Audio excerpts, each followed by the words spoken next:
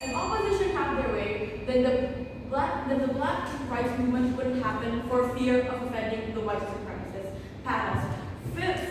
16 minutes of opposition argument, and we can boil it down to ridicule, to reputation, and just about the shallowness of just the reputation of the environmentalists.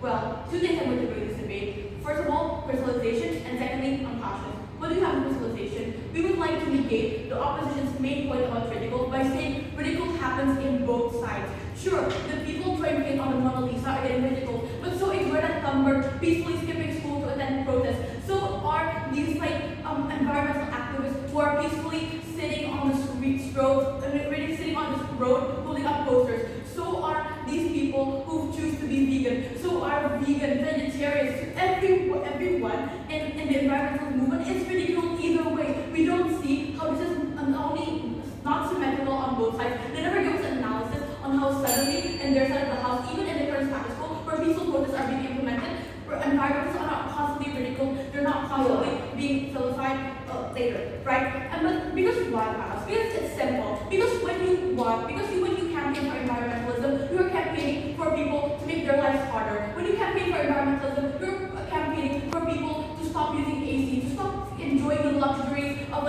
carbon-made materials, right? Obviously, people wouldn't want to do that, so people try to justify by ridiculing the people who stand for, regardless about the long-term impacts. Humans are incredibly selfish creatures, and that is why there's a lot of ridicule despite the validity of their issue, because simply people do not want to change their way of living, no matter how way you put it, no matter if it's peaceful, no matter if it's violent, people will still ridicule as an excuse to not change their way of living. So okay, so if they want, they're going to ridicule either way, why don't we at least get this message to the high actors, to the government, to the ones who actually control the status quo, right? Second clarification, they mentioned that movements such as women's rights or black movements aren't applicable, but in the same breath they mention Palestine. Really don't see analysis on this, right? And furthermore, their example isn't even contrary to their case, because Palestinian protesters literally do clash with police. For example, college protesters clashing with police and the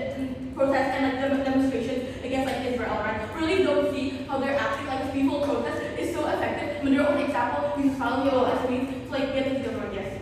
We're using Palestine as an example of boycotting being able to reach the bigger companies. That you have stated doesn't work, which we proved wrong with that said example. Okay, if the current peaceful protesting are so effective, then why is America still continuing to send missiles to Israel, right? You try to mention about Palestine being effective, but in the same breath, in the current status quo, there's literally no change to the current status quo. Palestine instead of being bombed, we really don't see the effectiveness of their so-called peaceful protesting, right? Moving on to clashes. Where the clashes is a big panel. We think the first clash is about whether it's justified or not to cause harm, or it's justified or not to be aggressive, right? A few points on this panel. First of all, we believe that aggressive protests in and of itself or aggressive acts are primarily defined by those who control the status quo, because they can control the media, they can label these acts as aggressive or not, depending if they affect the huge status quo. So we believe that these aggressive acts will inherently affect the higher people of the status quo, simply because those are the people who have the power to label these as aggressive by controlling the media and stuff, right? Secondly, we don't see their point. We don't see the obligation of people to be good to the status quo. We don't see the obligation of people to be good to the state when the state has failed them. This is clear, Carlos. You have outlined this from PM. That the state has failed the state has failed the people. The state has failed the people of Java who have to flee their homes because it's sinking. The state has failed the people of Kalimantan who live on the forest or are being burned out. The state has failed the people of Arizona, the people of Africa who are dying of thirst. The state has failed. It's simple. And if the state has failed, we don't see the obligation as why we who have the moral right to be treated good by the state, because we pay taxes, because we give good benefits to the state, suddenly have to be good, we have to be docile, we have to be obedient to them when they're literally harming us. We don't see the obligation here. We don't see why their side is more morally justified and us. We already outlined in PM, but it's perfectly morally justified because the state has failed. Simple. Thirdly, we try to mention that we're harming them because we're harming them, and that's making our case inherently bad. But notice, panels, how it's okay to harm something when that is the only way they will listen, right?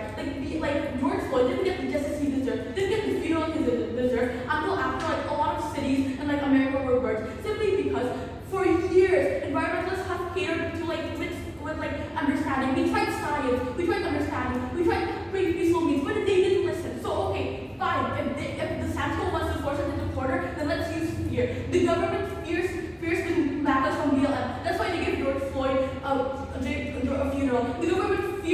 Palestinian protesters of a revolt. That's why there's like minor changes. The government fears the women who are like protesting on the streets. That's why we were given the right to vote in the first place.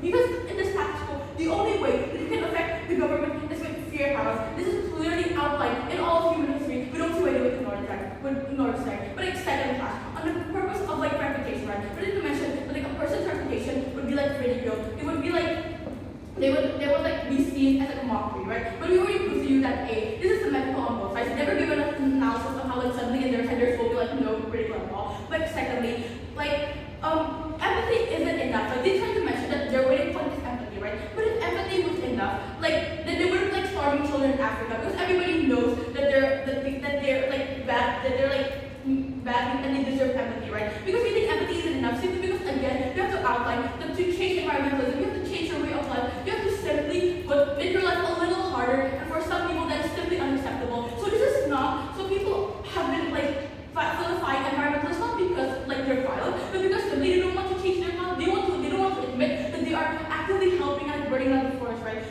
But third point, I think what opposition forgot to mention is that the most horrible actors in this are the ones who have been actively harmed by what the status quo is doing right now. And at least in our side of the house, when we show these people, when we show the world about these violent acts, we are giving justification. We are giving a little sense of justice to those who have been harmed. We are giving a little sense of justice to those people who feel like the government is failing them. We are saying that yes, you are correct later, right? But third point of class, right? Which side is actually more effective, right? What do they try to tell you, Alice? I'll try to tell you that there's CSR, corporate social responsibility. 2 points on this. First of all, why does CSR happen in the first place? We think it's simple. CSR happens in the first place because companies don't actually care about the environment, but they don't want to lose profit margins, right? How are we supposed to make the companies know that it's a big issue? It's exactly about like inciting fear in the first place using violence. It's exactly about like inciting fear in the first place by like using aggressive methods. So the people in the hierarchy at the top know what is happening, right? But secondly, even if CSR happens on their side, it will never be enough because companies again they don't care about the vulnerable actors. They don't have a time limit, right? They only do CSR little by little because they don't want to lose as many profit as possible. They don't care that